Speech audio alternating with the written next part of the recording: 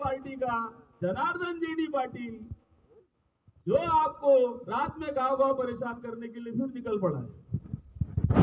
बाकी के जो जीते और हारे वाले वो कहां है, सोचने का विषय है।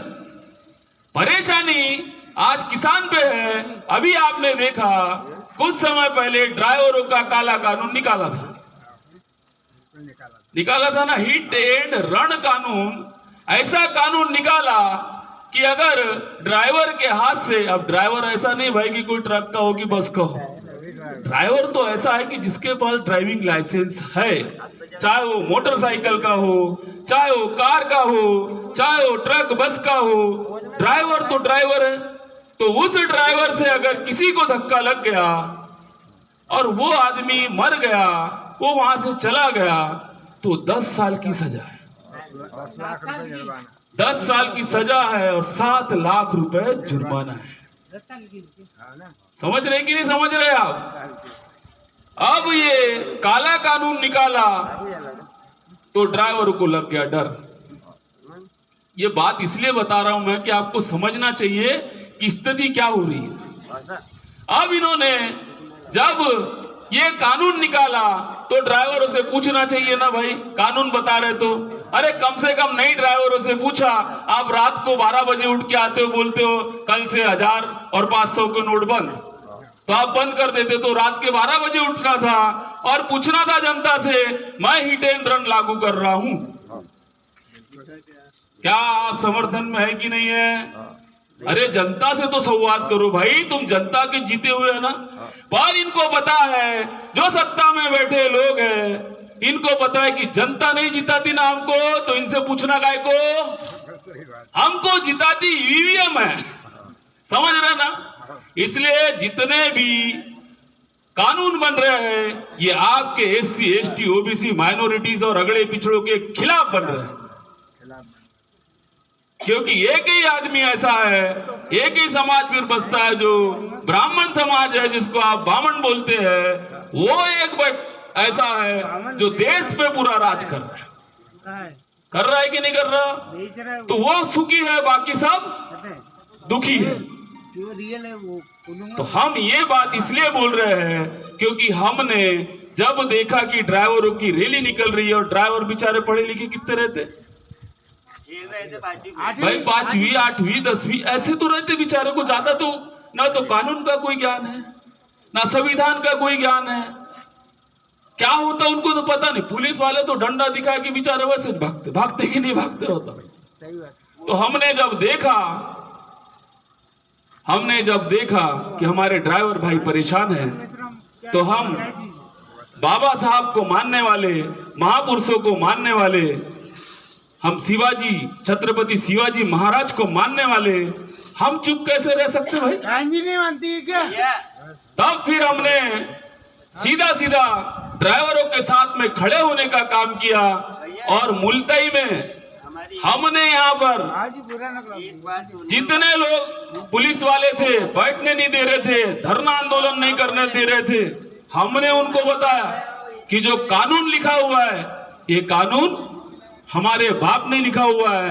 हमको इतना तो मालूम है कि ये कानून चलता कैसा है, इसलिए तुम हमको ज्ञान मत बताओ, हम क्या बोलते वो सुनो। पुलिस वाले बैठने नहीं दे रहे थे, उठा रहे थे। हमने पूरे जितना पुलिस महकमा था सबके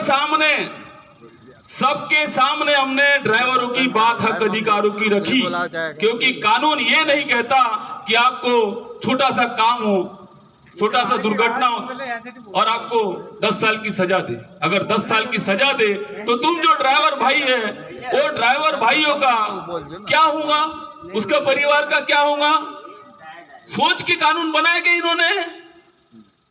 आपके सवाल है लास्ट में लूंगा, लेकिन अभी पहले बात सुनो ध्यान से। जब ये बात हुई तो हमको पता ये चला कि ये कानून आप पे थोपने का काम इसलिए किया जा रहा है क्योंकि आपको पढ़ा लिखा ये रख नहीं रहे हैं। ये जानना चाहते हैं कि देश में क्या चल रहा है। सामने चुनाव है ना। जब ड्राइवरों ने 3 दिन का बंद किया, राशन पानी तो ठिकाने आ गई इनकी अकल। जब राशन के लाले लग गए, पेट्रोल के लिए लाइन लग गई, किराने के लिए लाइन लग गई, जब सब्जियां नहीं पहुंच रही, लाइन लग गई, तो इन्होंने स्थगित करने का काम किया। तो जीत हुई कि नहीं हुई? तो जो लोग संविधान को मानते हैं, लोकतंत्र पे विश्वास करते हैं, वे लोग अगर जागरूक रहेंगे अपने हक अधिकारों के लिए, तो आपकी जीत होगी। क्योंकि जो सरकार आप बोलते हैं, भारतीय जनता पार्टी वाला बोलता मेरी सरकार है जो बैठी है मध्य प्रदेश में, बोलता कि नहीं बोलता? भाई जो भी है बोलता मोदी की सरकार किसकी है, बीजेपी में जो आदमी बोलता मेरी है। तो मैं उससे सवाल करता तू परेशान क्यों है? अगर तुम्हारी सरकार मध्य प्रदेश में है, दिल्ली में है, तो तुम किसान हो, मजदूर हो, तुम्हारे जो उपज है तुम्हारी, उसको एमएसपी का दाम क्यों नहीं दे रहे? एमएसपी पे खरीदी करना चाहिए कि नहीं करना चाहिए? करना चाहिए, बढ़ा। पर तुम परेशान और बोलते हो मेरी सरकार है, तो इससे बड़ा दुख का और क्या कारण होगा? क्या आप ये समझ नहीं पा रहे हो कि अपना कौन और पराया कौन? तो कहानी ये ईवीएम की है कि ये बातें मैंने जो आपको समझाने की कोशिश की है, ये इसलिए समझाने की कोशिश की है कि आपको समझ में आए कि आखिर झोल झाल हो क्या रहा है। तब हमको समझ में आएगा तो हम परिवर्तन करने के लिए निकलेंगे, और जब परिवर्तन करेंगे तो आपके हक अधिकार सुरक्षित रहेंगे। उसके लिए हमको संघर्ष करना पड़ेगा, सड़कों पे आना पड़ेगा, लड़ाई लड़ना पड़ेगा। वैसा कोई मानता क्या? अभी भी जो इन्होंने एक अतिक्रमण हटाने का काम किया है, मुझे एक बात बताइए, पढ़े लिखे लोगों की अगर सरकार होती तो जिन्होंने अतिक्रमण किया है वो 40-40 सालों से बैठे कि नहीं बैठे? 40 का तो उनको पहले सरकार ने समझाइश देनी चाहिए कि भैया तुम 40 साल से बैठे हो, तुम्हारा विस्थापित कहाँ करे, तुम्हारे को होना चाहिए कि नहीं? नहीं, बुलडोजर लाएंगे हम, सीधा चढ़ाएंगे। अब हटाता कि नहीं बता? अब ये लोकतंत्र है, रह गया क्या यहाँ पे? लोकतंत्र में होता है कि अगर आप वहां 40 साल से बैठे, आपका तो शिवराज बोलता था जहां जगह मिलती वहां बैठ जाओ, पट्टा तुम्हारा मामा देगा, बोलता था कि नहीं? अब कितने लोगों को पट्टे मिले भाई, सब बैठ तो गए। संविधान में से एक नियम तो इस तरीके का जो काम हो रहा है, इसके खिलाफ हम लोग है।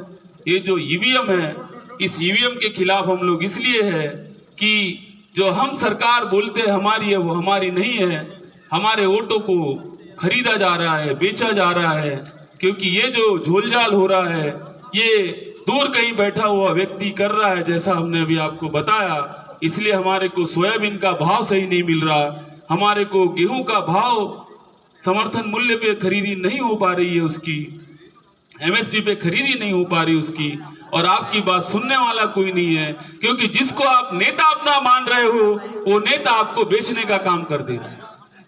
क्या मैं पूछता हूं,